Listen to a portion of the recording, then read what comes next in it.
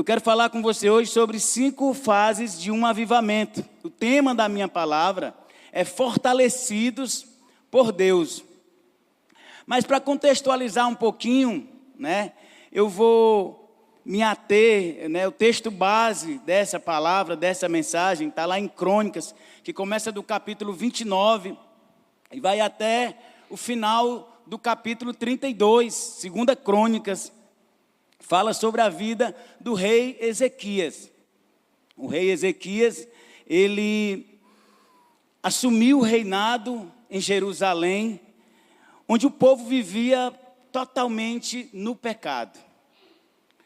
Quando Ezequias assumiu o reinado de Jerusalém, o povo estava totalmente voltado à idolatria. Por conta do seu pai Acais, que realmente adorou os deuses idólatras, inclusive lá em Crônicas 28:3, depois você pode ver. Ele chegou a ponto de crucificar, de sacrificar, na verdade, os seus próprios filhos ao deus Moloque. Olha o nível de idolatria que estava realmente esse povo. Só que Deus chamou o rei Ezequias como um avivalista, como um homem que traria de volta Israel aos caminhos do Senhor. E eu entendo, hoje de manhã eu estava tirando tempo com Deus, e eu estava pensando, muitas vezes nós queremos demais um avivamento. Muitas vezes nós pedimos a Deus: Senhor, traz um avivamento para essa nação, traz um avivamento para a nossa terra, para o nosso estado, para a nossa cidade. Só que às vezes nós não nos damos conta de que esse avivamento começa dentro de nós. Às vezes nós não percebemos que nós precisamos ser esse instrumento de Deus para que esse avivamento se estabeleça dentro da nossa casa. E de dentro da nossa casa, ele transborde para a vizinhança, para o bairro, para a cidade e para todos os locais. Os grandes avivamentos do século XIX, XVIII, XIX e XX iniciaram-se através de um homem. Se você for estudar a história de John Wesley, de Charles Finney, de Spurgeon, de Moody, de William Joseph da Rua Azusa, todos esses homens tomaram uma decisão: servir ao Senhor com toda a sua força, com todo o seu entendimento e com tudo aquilo que eles dispunham para servir ao Senhor. Eles se colocaram diante do Senhor como instrumentos de Deus para que de fato esse avivamento se tornasse real. Amém? E nós vamos ver que com Ezequias não foi diferente, mas eu quero te falar 5 passos, 5 fases que nós veremos que serão necessários para que haja um avivamento verdadeiramente. E a primeira fase é obedecer e amar a casa do Senhor. Lá em Crônicas 29:2-3 diz assim: ele fez o que é justo aos olhos do Senhor, conforme tudo o que tinha feito o seu antepassado Davi. No primeiro mês do primeiro ano do seu reinado, ele reabriu as portas do templo do Senhor e as consertou. Eu quero repetir: ele reabriu as portas do templo do Senhor e as consertou. Quem é o templo do Senhor hoje? Qual é a casa do Senhor hoje? Onde o Senhor habita hoje? Nós precisamos, queridos, diante de tudo e de qualquer coisa, para que vejamos um avivamento, para que possamos realmente estabelecer esse avivamento sobre a terra, para que possamos ver de fato um avivamento real, genuíno, nós precisamos consertar esse templo. Nós precisamos realmente abrir o nosso coração para o entendimento da palavra. Nós precisamos abrir o nosso coração e nos colocar diante do Senhor para que sejamos consertados e vivamos uma vida de obediência. Uma vida de obediência ao Senhor, uma vida de obediência à palavra, para que nós possamos realmente obedecer a Deus e amar a sua casa. O templo em que Ele habita hoje, nós temos o privilégio de sermos templo e habitação de Deus. Você já pensou que privilégio é esse?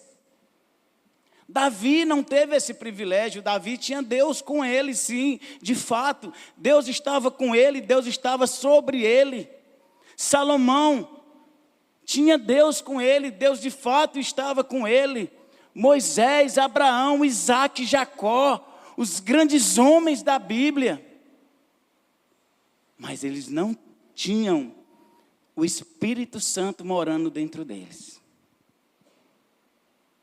Para que eles ouvissem, para que aquele povo de Israel pudessem ter um relacionamento com Deus, escutar a voz de Deus, precisava de um intermédio, precisava de um sacerdote.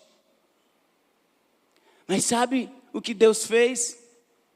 Ele mandou o seu filho, para que nós fôssemos declarados sacerdotes, para que nós tivéssemos acesso a esse Deus diretamente, não só tivéssemos acesso, mas que Ele viesse viver, morar, fazer morada dentro de nós por meio do Espírito Santo de Deus. E Ele nos fez sacerdotes reais. Ele nos deu essa condição, mas para isso, queridos, nós precisamos entender que a obediência precisa estar alinhada ao nosso caminhar. Obedecer é melhor do que sacrificar. Não há nenhuma adoração a Deus na desobediência. Não há nenhuma adoração a Deus na obediência, na desobediência. A melhor adoração que nós desprendemos ao Senhor, a melhor adoração que nós fazemos ao Senhor, está na sua obediência. De nada serve, sabe, queridos, nós virmos aqui aos domingos, levantar as mãos, chorar muitas vezes, cantar louvores de adoração, mas se no nosso dia a dia, a partir de amanhã, ou a partir do momento que saímos daqui, nós não obedecemos aquilo que o Senhor nos pede, ou pelo menos nos esforçamos para isso. Quantos aqui amam Jesus? Levante a mão. Todos nós, até porque senão você não estaria aqui. Mas sabe, querido, se de fato nós amamos Jesus, nós precisamos ser obedientes à sua palavra. Se de fato nós queremos um avivamento, nós precisamos ser obedientes à palavra do Senhor, aos seus mandamentos. Olha o que diz lá em João 14, 21. Quem tem os meus mandamentos e lhes obedece, esse é o que me ama. Aquele que me ama será amado por meu Pai, e eu também o amarei e me revelarei a Ele. Para que Jesus, para que o próprio Pai se revele a nós, queridos, e que nos mostre realmente o seu chamado, o seu querer para nós, nós precisamos ser obedientes a Ele. É somente na obediência que nós realmente veremos Deus se revelar a cada um de nós.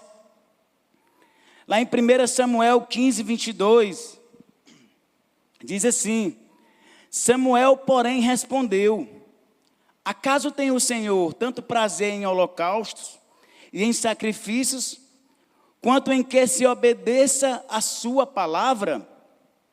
A obediência é melhor do que o sacrifício, e a submissão é melhor do que a gordura de carneiros. Samuel, nesse momento, estava dizendo para Saul que no ato de desobediência decidiu sacrificar e ainda usou esse sacrifício como subterfúgio para algo que ele fez contrário à vontade de Deus. Como justificativa para uma desobediência, ele ainda usou que havia sacrificado ao Deus. E Samuel está dizendo para ele: por acaso tem o Senhor tanto prazer em holocaustos? Uma vez que Deus, queridos, mandou o seu próprio filho aqui à terra, encarnado, no momento que Deus mandou o próprio Jesus para que se tornasse homem e se entregasse à cruz, passasse pelo sacrifício da cruz, da humilhação, foi para que nós não precisássemos mais disso. Ele já pagou o preço. Amém? Ele já fez o sacrifício, o cordeiro já foi imolado, o cordeiro já foi entregue, o sangue já foi derramado, já houve uma aspersão do sangue de Jesus sobre todos nós. E nós fomos salvos por conta desse sangue, e nós fomos restaurados, redimidos. Nós fomos salvos por meio desse sangue de Jesus. Não há mais necessidade de holocausto, de sacrifício. O que Ele nos pede é somente obediência. O que Ele nos pede é que sejamos obedientes à Sua palavra. E possamos glorificar a Sua casa. A verdadeira obediência é o reflexo da adoração genuína a Deus. A verdadeira obediência é o reflexo da adoração genuína a Deus. Não há adoração sem obediência. Ezequias compreendeu que a obediência a Deus é fundamental. Ele entendeu isso. Ele entendeu o que seu pai tinha feito. Ele entendeu como estava aquele povo arruinado, mergulhado no pecado. E hoje, queridos, como eu já falei, hoje nós somos templos vivos de Deus. E nós devemos obedecer e honrar o seu nome em tudo o que nós fazemos. Tudo. A nossa conduta, o nosso proceder, o nosso pensar, o nosso falar. E como diz Salomão lá em Eclesiastes, até o nosso comer e o nosso beber precisa ser para a honra e glória do Senhor. Tudo o que fazemos precisa ser para a honra e glória do Senhor. Salmo 27:4 diz assim: uma coisa pedi ao Senhor e a buscarei, que eu possa habitar na casa do Senhor todos os dias da minha vida, para contemplar a bondade do Senhor e buscar a sua orientação no seu templo. Sabe o que o salmista diz aqui? Sabe o que o salmista está dizendo? Senhor, eu quero viver constantemente na tua presença. Eu quero viver constantemente escutando a tua voz, recebendo o teu direcionamento. Senhor, não permita que eu saia da tua presença. Não permita que nada me tire do relacionamento contigo. É isso que o salmista está dizendo. E olhe que Davi cometeu vários deslizes. Nós já sabemos a história de Davi. Nós já sabemos o que Davi fez. Às vezes nós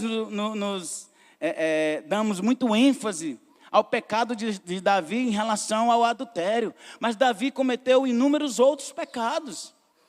Davi fez um censo, mandou contar o seu exército, quando não era para ter contado, e por conta disso pagou um preço caro.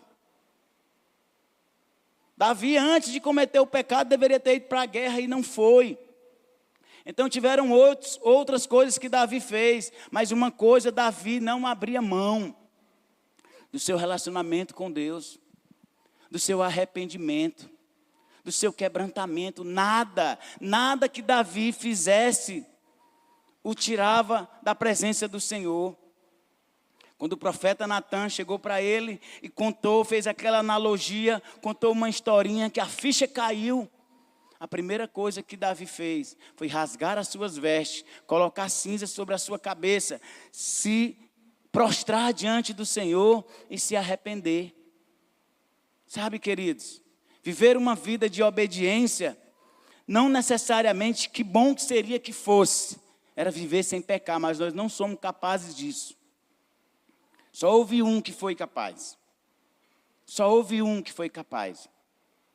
Mas viver uma vida de obediência é viver uma vida buscando, sabe, andar nos caminhos do Senhor. Viver pautados, sabe, apoiados na sua palavra. E quando falharmos, termos a consciência que Ele é justo e fiel para nos perdoar.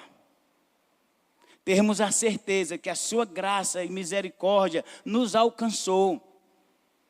E por causa dessa graça e dessa misericórdia, nada que façamos vai nos separar do amor dEle. E por causa desse amor, dessa misericórdia e compaixão que Ele tem por nós, nada que façamos vai aumentar ou diminuir o amor dEle por nós, porque o amor de Jesus por nós é imutável. Nada que façamos, queridos, nada. Porém, todavia, é importante que saibamos nos arrepender. Não simplesmente ter remorso pela consequência do pecado. Não simplesmente chorar porque sabe que aquele pecado terá uma consequência. Não apenas chorar e ficar triste porque sabe, porque devido àquele ato que desagrada o coração de Deus, vai ter uma consequência terrena. E que talvez sejamos envergonhados diante dos outros. E que talvez traga uma consequência financeira. Talvez, dependendo do nível de pecado, até uma consequência legal, né? Que possa trazer uma consequência mais severa de processo.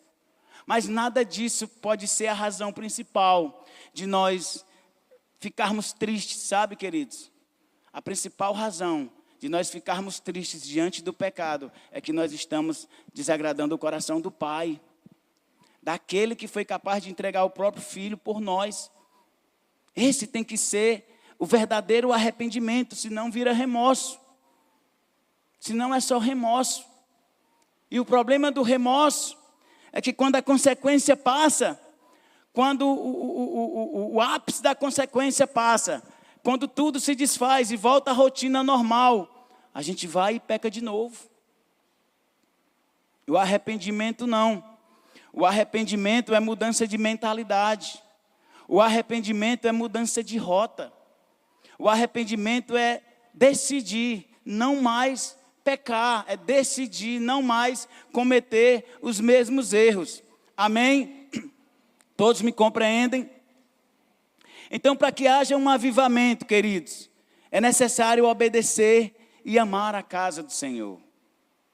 Amar a casa do Senhor é realmente, sabe, purificar o nosso corpo, nossos olhos, nossos ouvidos. O que é que nós estamos vendo? O rei Acais mandou fechar o pórtico, mandou fechar o templo do Senhor. Pegou todos os utensílios e levou para adorar outros deuses. Fechou todo modo de adoração no templo do Senhor. E já não queimava mais os incensos dentro do templo do Senhor. Pelo contrário, ele usava os próprios utensílios do Senhor para a adoração de outros deuses. A casa do Senhor foi profanada pelo rei Acais. E por conta disso, a ira do Senhor caiu sobre ele. Então essa casa de habitação, nós escutamos agora uma série que falou sobre isso. Essa casa de habitação hoje, esse templo do Senhor que nós precisamos amar, somos nós mesmos. Mas não um amor de egoísmo, não um amor de orgulho e de soberba. Um amor que agrada a Deus. Esse templo, casa de Deus que somos nós, precisa ser, sabe, luz para as outras pessoas. Nós precisamos cuidar do nosso corpo, da nossa alma e do nosso espírito, para que a casa do Senhor esteja sendo casa de Deus realmente em nós. O que fazemos, o que estamos vendo, o que estamos ouvindo e o que estamos falando, o que estamos colocando dentro de nós, através do que escutamos, como estamos alimentando o nosso espírito. É importante nós entendermos isso, sabe? É dessa forma que nós cuidamos da casa do Senhor, como que nós estamos usando o nosso corpo. O que é que nós temos feito com o nosso corpo? O que nós temos feito com o nosso corpo agrada a Deus? Amém? Segunda fase, santificação e confissão de pecados. Não há avivamento. Pode haver qualquer coisa, queridos. Hoje, infelizmente, existe um mundo gospel, e eu não estou aqui para criticar nada, quem sou eu para isso? Mas existe um mundo gospel de muita euforia, de muito pula-pula. Não que o Espírito Santo não seja capaz de nos fazer pular, cair, rolar, cantar, chorar, se alegrar, dar pirueta. Tudo isso, sim, é possível por meio do Espírito Santo. Mas nós precisamos ter cuidado, sabe? Cuidados, porque as manifestações do Espírito Santo, elas não surgem em meio ao pecado. Sem santidade, sem pureza de coração, queridos, não há avivamento. Não há. Pode haver qualquer coisa. Pode haver festa, show, iluminação, pulo, gritaria, cair no chão. É possível, mas não é avivamento. Para que haja avivamento, precisa haver santidade. Para que haja avivamento, precisa haver, confissão de pecados. Lá em Crônicas 29, 5, 10. Disse assim Ezequias: escutem-me, levitas, consagrem-se agora e consagrem o templo do Senhor. Quem é o templo do Senhor? Diga, eu.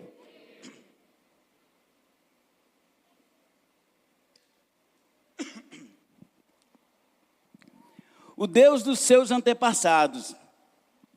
Retirem tudo que é impuro do santuário. Os nossos pais foram infiéis. Fizeram o que era mal aos olhos do Senhor, o nosso Deus, e o abandonaram. Desviaram o rosto do local da habitação do Senhor e deram-lhe as costas. Também fecharam as portas do pórtico e apagaram as lâmpadas. Ei, querido, a tua lâmpada está acesa? A sua lâmpada, a lâmpada do templo do Senhor está acesa? Não queimaram mais incenso, nem apresentaram holocausto nos santuários para o Deus de Israel. Por isso, a ira do Senhor caiu sobre Judá e sobre Jerusalém e fez deles objeto de espanto, horror e zombaria. Conforme vocês podem ver com os seus próprios olhos. Por isso, os nossos pais caíram à espada, e os nossos filhos, as nossas filhas e as nossas mulheres foram levadas como prisioneiros. Pretendo agora fazer uma aliança com o Senhor, o Deus de Israel, para que o fogo da sua ira se afaste de nós. Que palavra, né, queridos? Você consegue perceber, lendo essa palavra, você consegue perceber, meditando nessa palavra que eu acabei de ler, a consequência do pecado. A consequência do pecado, a consequência do afastar-se de Deus, de virar as costas para Deus, de deixar de adorá-lo, ela não para em nós. Não para. Loucura minha seria achar que eu viver no pecado, que eu viver afastado de Deus, que eu virar as costas para Deus parasse apenas em mim. Não, queridos. Essa consequência passa de pai para filhos. Existe um legado que nós precisamos deixar. Existe algo que nós precisamos deixar para as próximas gerações. E eu e você somos responsáveis por isso. Eu e você somos responsáveis por uma geração que vem aí. Uma geração que precisa glorificar ao Senhor e não uma geração que nem conhecerá o nome do Senhor. Daniel Alencar falou algo aqui semana passada aquilo falou muito forte ao meu coração. O povo de Israel, quando foi para o Egito, foram aproximadamente 70 pessoas com Jacó. Toda a família de Jacó dava em torno de 70 pessoas. Saíram do Egito aproximadamente 3 milhões. Muita gente, muita gente. Mas sabe o que aconteceu durante 400 anos? Esse povo não conhecia mais a Deus. Não conhecia. Não conhecia verdadeiramente o Deus de Israel. Eles conheciam o Deus do Egito, os deuses do Egito. E sabe por que isso aconteceu? Porque aqueles 70 homens, com o decorrer do tempo, foram se multiplicando, mas não falavam mais de Deus para os seus filhos. Mas não professavam mais a sua fé para as próximas gerações. E por isso Deus permitiu que eles saíssem do Egito e passassem pelo deserto, para que eles pudessem conhecer verdadeiramente a Deus, para que eles passassem a conhecer verdadeiramente e reconhecessem verdadeiramente quem era o Deus dele, o Deus que estava os tirando do Egito. Talvez nós não entendamos, mas muitas vezes, queridos, Deus vai permitir que passemos por desertos, para que conheçamos verdadeiramente a Deus, para que possamos nos afastar das coisas que entristecem o coração de Deus, para que possamos reconhecer que só Ele é o Senhor, só Ele é o Deus que pode prover, somente Ele é o Deus que cura tudo, somente Ele é o Senhor que nos restaura, que nos capacita e que nos salva. Não tem nada além disso, queridos. Tudo que foge disso é mentira. Só que às vezes nós estamos tão envolvidos nos nossos sonhos, nas nossas realizações, nas nossas conquistas, onde eu vou chegar, o que é que eu preciso ter, como que as pessoas têm que me ver. E esqueço de Deus. E viro as costas para Deus, porque eu preciso muito mais que as pessoas me vejam e saibam quem eu sou, da maneira que eu sou. E para isso eu preciso me adequar ao que o mundo está dizendo que tem que ser. E os nossos filhos, os nossos netos e os nossos bisnetos poderão pagar um preço caro. Mas eu sei que não irão, porque nós reconhecemos o nosso Deus Jesus Cristo, nosso Deus Pai, como Senhor absoluto das nossas vidas. Amém? Então é necessário que haja santificação e confissão.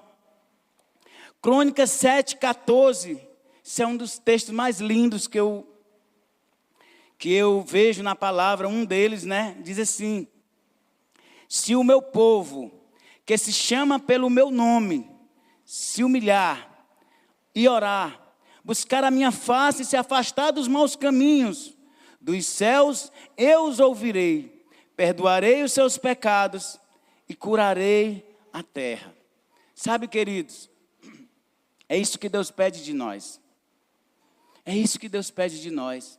Arrependimento, confissão, buscar a Deus, buscar ao Senhor, buscar a se santificar. E santificar é separar, é viver separado do mundo. Sempre que nós falamos em santificação, a primeira coisa que vem na mente, principalmente dos homens, é sobre impureza sexual. Imoralidade sexual.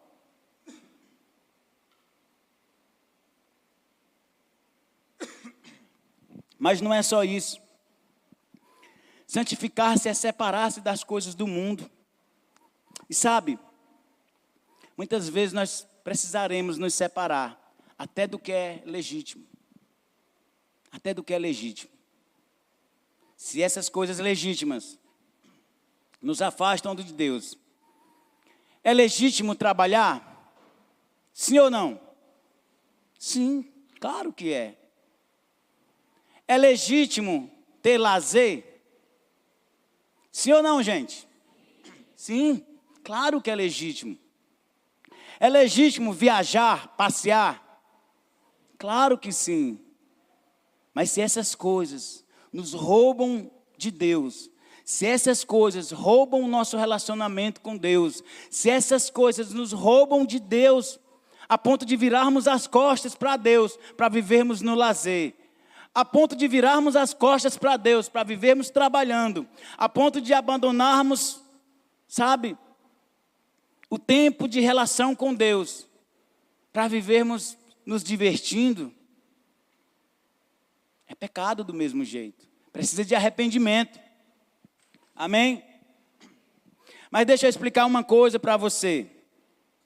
Sozinhos, nós não conseguiremos nada.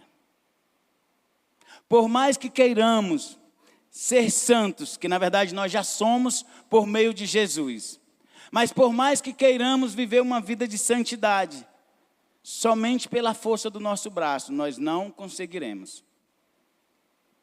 Exatamente por isso, que Jesus, quando foi, ele disse, eu vou para que o Espírito Santo de Deus venha. E ele veio. Ele veio habitar dentro de nós para nos capacitar a viver longe do pecado. Ele veio para nos capacitar a dizer não para o pecado. Porque se nós, queridos, escutei ontem uma palavra e guardei no meu coração. Toda vez que nós queremos ser santos, né? Viver uma vida de santidade, porque santos nós somos, mas viver uma vida de santidade, pela força do nosso braço, sabe o que é que acontece? Nós vamos nos tornar religiosos, orgulho religioso, nós vamos nos tornar vivendo uma vida altamente de religiosidade. No momento que nós tivermos a oportunidade de estarmos sozinhos, sem que ninguém veja, nós vamos voltar a fazer aquilo que nós sempre gostaríamos de fazer e não fazíamos para dar satisfação aos outros. 1 Pedro 1, do 14 a 16, diz assim, como filhos obedientes, não se deixem moldar pelos maus desejos de antes, quando viviam na ignorância. Mas assim como é santo aquele que os chamou, sejam também santos em toda a sua conduta, pois está escrito, sejam santos, porque eu sou santo. Sabe, Pedro estava dizendo aqui, olha, nós não precisamos, sabe, viver essa vida de iniquidade. Nós não precisamos nos moldar aos desejos, sabe, carnais que há em nós. Pelo contrário, nós precisamos ser santos como aquele que nos chamou. E quem nos chamou? Quem nos chamou? Jesus. Amém? Depois que entregamos as nossas vidas a Jesus, nós recebemos o Espírito Santo que nos ajuda na nossa caminhada. Nós não somos pecadores lutando para sermos santos, mas somos santos que lutam contra o pecado. Vou repetir, nós não somos mais pecadores que vivem no pecado, né? Nós não somos mais pecadores lutando para sermos santos, mas somos santos que lutam contra o pecado. Nós fomos santificados pelo sangue do Cordeiro. Amém? Deus não nos chama à perfeição, pois só Ele é perfeito. Mas Ele nos chama à santificação. Deus não pede perfeição de nós, até porque Ele sabe que nós não somos perfeitos. O próprio Jesus disse, não há um justo sequer. Só Ele, por conta disso que Ele nos justificou. O que Ele pede de nós, queridos, é arrependimento. É obediência à sua palavra, arrependimento e confissão dos pecados. Tem uma frase do pastor Abe que diz assim, quem confessa tentação, não confessa pecado. Quem confessa pecado, não confessa fracasso. Eu vou ler de novo porque não está no slide para você notar aí na sua agenda. Quem confessa tentação, não confessa pecado. Quem confessa pecado, não confessa fracasso.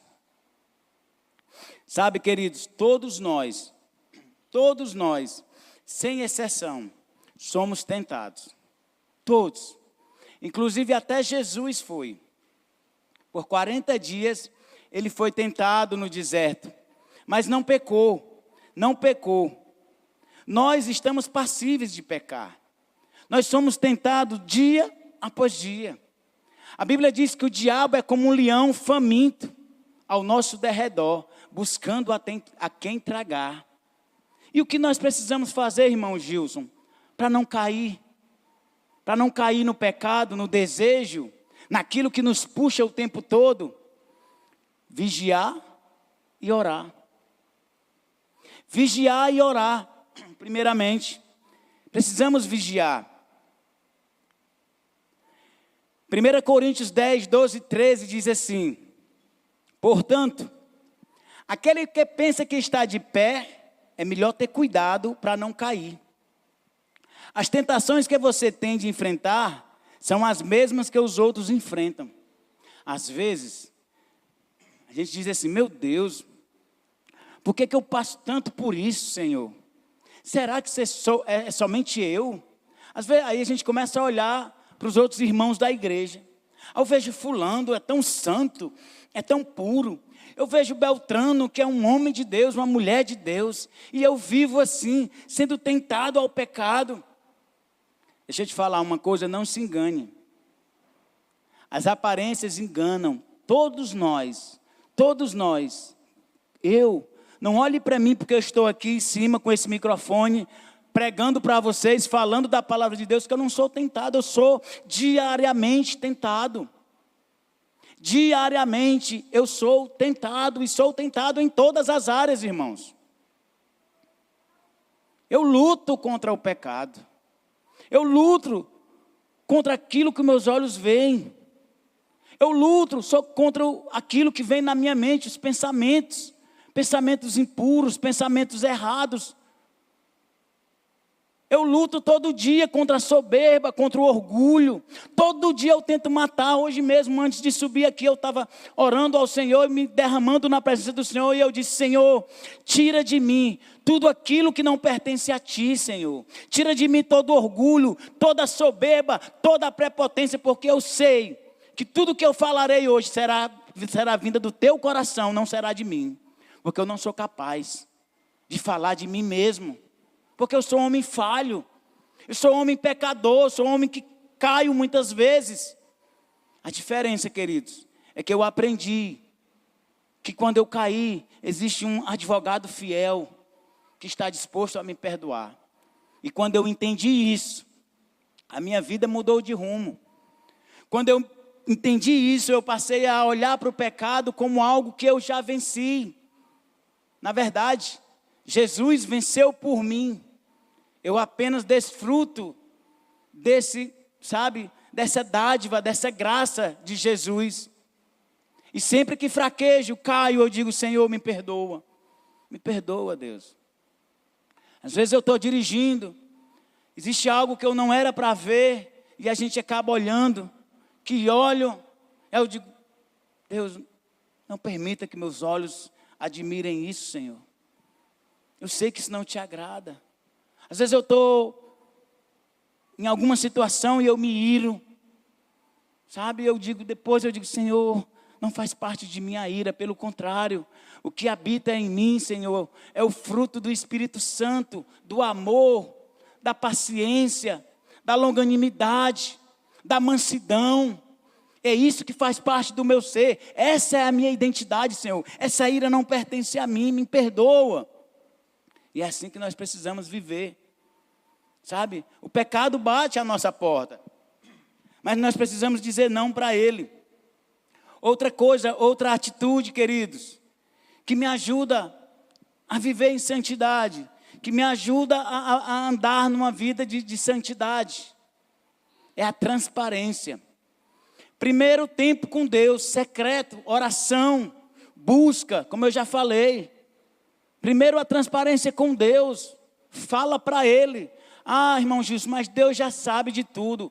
Mas fale. Quando você abre a boca e diz para ele aquele pecado que você cometeu e que você não quer cometer mais para ele, você está dizendo: Deus, eu me arrependo genuinamente. Segundo, os casados, as casadas, sejam transparentes com seus cônjuges. Uma das coisas que me ajuda muito, queridos, tudo eu falo para minha esposa, tudo, tudo. Algo que eu sei que vai mexer comigo, algo que sei que pode me tirar do centro da vontade de Deus, eu falo para ela, eu falo para o meu discipulador. Falo.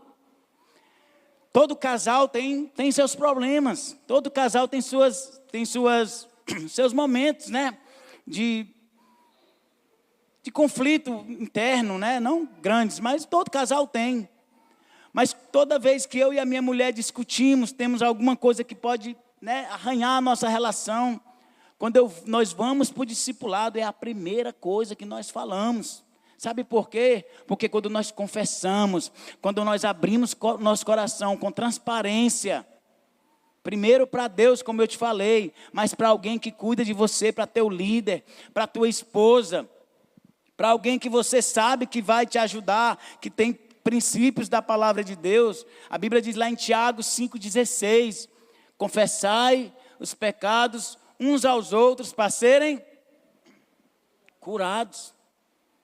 Então eu falo, sabe, essa semana eu ia viajar para Frecheirinha e eu tinha que levar 2 pessoas no meu carro, 2 mulheres, as meninas do marketing da empresa. Primeira coisa que eu fiz foi dizer para minha esposa, primeira coisa, amor, estou indo para Frecheirinha porque eu não dou carona à mulher, eu não dou e posso até dar.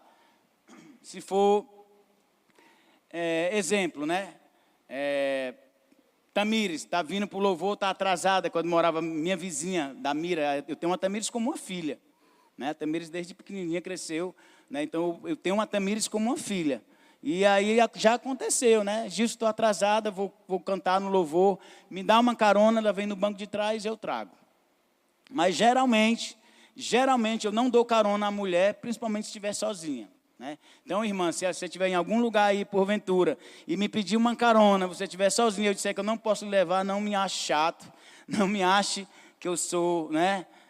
Não é um princípio que eu aprendi com a minha liderança, eu sei que preserva a minha santidade. Né? Então, eu disse para minha esposa, amor, eu vou levar 2 meninas para Frecheirinha, porque elas vão fazer um trabalho lá, no marketing lá, mas fique tranquila, o banco da frente vou encher de sacola, vai cheio de coisa, elas vão no banco de trás. Talvez você aí possa estar pensando, que bobagem, que besteira, né? Lá na Bíblia fala sobre fugirmos da aparência do mal, né? O que é fugir da aparência do mal? É levar alguém que olha para você como referência, que olha para você como um homem e uma mulher de Deus e dizer assim, se ele faz, também vou fazer. Olha ali, ó, e é porque é crente. Às vezes, o homem é mau. Você dá uma carona para uma mulher, você não está fazendo nada. Você só deu uma carona. Só que você vai passando por um local, tem pessoas que congregam na igreja que não conhecem a pessoa que está do seu lado, mas conhece a sua esposa. Né? Gilson, mas eu não estou preocupado com o que as pessoas dizem, de fato eu devo ao Senhor, é verdade. Mas nós também não podemos ser pedra de tropeço.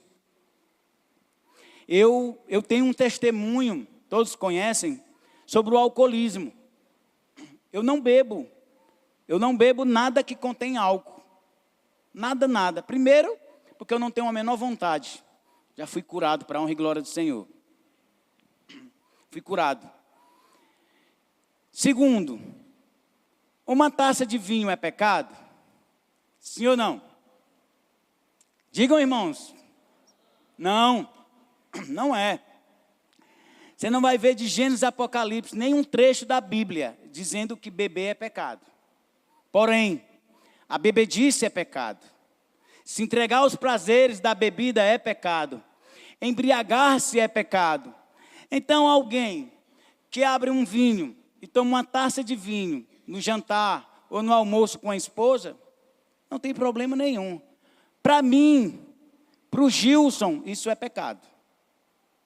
Por que, Gilson? Porque o meu testemunho confessa que eu fui curado da bebida, e eu conheço muitas e muitas pessoas que também foram curados da bebida, porque um dia foram para um encontro com Deus, ou um dia escutaram o meu testemunho e disseram, se ele conseguiu, eu também consigo. Se o Espírito Santo ajudou ela a vencer isso, o Espírito Santo também vai me ajudar. Então, a partir do momento que eu posto uma foto no Instagram, com um copo de cerveja, com uma taça de vinho, eu estou sendo pedra de tropeço para aquele que olhou para mim e disse, eu vou conseguir, porque ele vai olhar para aquela foto e vai dizer, ixi, o irmão caiu. Se ele quer, ele que está lá na igreja, que está ministrando no púlpito, que é líder de célula, que é líder de ministério, caiu e quem dirá de mim? É ou não é? Porque que quando homens de Deus caem, porque que quando grandes homens de Deus caem, grande parte da igreja, grande parte, irmão, se desvia. Você já parou para pensar? Nós precisamos ter cuidado, muito cuidado. Amém? Então precisamos confessar. Confessem os pecados uns aos outros. Valha meu Jesus o tempo. Terceiro, adoração e celebração. Um louvor sincero é uma arma poderosa na guerra espiritual. Ezequias restaurou o louvor no templo, seguindo o exemplo de Davi para buscar a intervenção divina em tempos de crises. Que nosso louvor seja igualmente fervoroso e poderoso. A W. Tozer diz assim, o louvor não é apenas um ato, mas uma expressão do nosso coração voltado para Deus. Lá em 2 Crônicas 29, 25, 28 e 29 diz assim, o rei posicionou os levitas no templo do Senhor com símbolos, liras e harpas, segundo a prescrição de Davi, de Gade, o vidente do rei e do profeta Natã. Isso foi ordenado pelo Senhor por meio dos seus profetas. Toda a assembleia prostrou-se em adoração, enquanto os músicos cantavam e as trombetas soavam, até que terminou o holocausto. Em seguida o rei e todos os presentes ajoelharam-se e adoraram ao Senhor. Eu até já falei sobre isso, mas não há avivamento sem adoração. A celebração, ela faz parte, precisamos celebrar. Precisamos celebrar aquilo que Deus fez nas nossas vidas. Por que que testemunhamos o que Deus fez? Porque nós precisamos celebrar. Celebrar as conquistas, celebrar as vitórias em meio às crises. Amém? Precisamos nos alegrar na presença do Senhor. Eu sempre digo que cada qual tem a sua forma de adorar e de celebrar. Todo mundo. Tem pessoas que o louvor está truando. E elas estão sentadas no seu lugar, de cabeça baixa. Isso não quer dizer que ela não esteja adorando. Ela está adorando. E ela está louvando. Tem pessoas que se posicionam de pé, levantam os braços e adoram. Já tem outros que são mais, pula, dança, grita. Eu sou avivado, eu gosto de glorificar, eu gosto de cantar. Cada qual tem a sua maneira. Mas essa adoração, queridos, precisa ser genuína. De nada adianta eu estar, como eu já falei, pulando, louvando, se lá fora é tudo o contrário, eu não dou testemunho da palavra. Mas também eu não posso ir ao culto e estar alheio a tudo que está acontecendo. O fogo descendo, as pessoas adorando, as pessoas clamando ao Senhor. E eu de braço cruzado, olhando para a roupa da irmã. Misericórdia, olha a roupa, olha o cropped da irmã. Isso não é adoração. Está de braço cruzado, olhando para quem está entrando, para quem está saindo. O louvor está desafinado hoje. Hoje a irmã deu uma rata, que misericórdia. Isso não é adoração. O culto é para adorar o Senhor. O culto é para cultuar o Rei dos Reis, Senhor dos Senhores. Não há avivamento sem adoração. E o culto genuíno é a Deus, é a Ele que eu me prostro, é a Ele que eu digo, santo, santo, santo ao Senhor, digno de toda honra e toda glória, amém? 4, avivamento gera prosperidade. A generosidade é o reflexo da gratidão por tudo que Deus tem nos dado. Joyce Meyer falou isso. Ezequias exemplificou a generosidade e a fidelidade nas ofertas ao Senhor. Quando ele restaurou o templo, quando ele organizou a adoração, a oração, ele chamou os levitas, reuniu os levitas e disse: agora nós vamos trazer de volta tudo que era para o Senhor. Agora todos os levitas e as suas famílias viverão por meio das ofertas e dos dízimos. Reúnam o povo e traga as ofertas e os dízimos à casa do Senhor. Aqui no 32,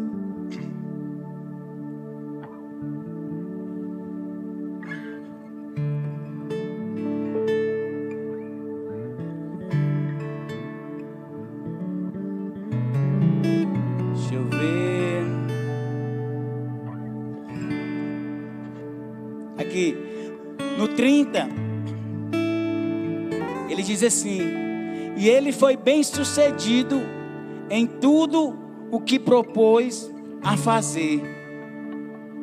Tudo que Ezequias se propôs a fazer, ele foi bem sucedido. 2 Crônica 31, 3, 7 e 8 diz: o rei contribuiu com seus bens pessoais para os holocaustos da manhã, da tarde e para os holocaustos do sábado, das festas da lua nova e das festas fixas, conforme que está escrito na lei do Senhor. Ele próprio doava dos seus próprios bens todos os animais para o holocausto. Quinto, para finalizar, o Senhor Deus é o nosso socorro bem presente. Deus é o nosso refúgio em tempos de tribulação. Cristo não nos livra da provação, Cristo não nos livra da provação, mas na provação. Sabe, queridos, para contextualizar por conta do tempo, o rei assírio Senaqueribe estava atacando todo aquele povo. Já tinha sitiado Judá, já tinha tomado conta de vários reinos e decidiu tomar posse de Jerusalém. E a palavra diz que o seu exército era grandioso. E olha que coisa linda que Ezequias disse ao seu povo: sejam fortes e corajosos. Olha para o irmão que está do teu lado e diga isso: seja forte e corajoso. Não tenham medo nem desanimem por causa do rei da Síria e do seu exército, pois conosco está um poder maior do que o que está com ele. Com ele está somente o poder humano, mas conosco está o Senhor, o nosso Deus. Amém? O Senhor é o nosso socorro mais presente, queridos. Sejamos fortes e corajosos. Não desanimemos, não entristecemos por conta das circunstâncias do mundo. E se nos entristecermos, busquemos ao Senhor. Sabe, nós precisamos crer que Deus é um Deus de salvação, de misericórdia, mas Ele é um Deus presente. Ele é um Deus que nos tira, sabe, de situações que nós mesmos não seríamos capazes de sair. Talvez você diga: mas por que, irmão Gilson, que eu me vejo nessa situação? Como eu acabei de ler, Ele não nos tira da aprovação, mas Ele nos ajuda em meio à provação. Deus não evitou que Daniel fosse jogado na cova dos leões, mas Ele fechou a boca dos leões. Deus não evitou que José fosse feito escravo, fosse vendido, fosse injustiçado. Mas se você ler a palavra, ele diz: mas o Senhor estava com ele. Amém?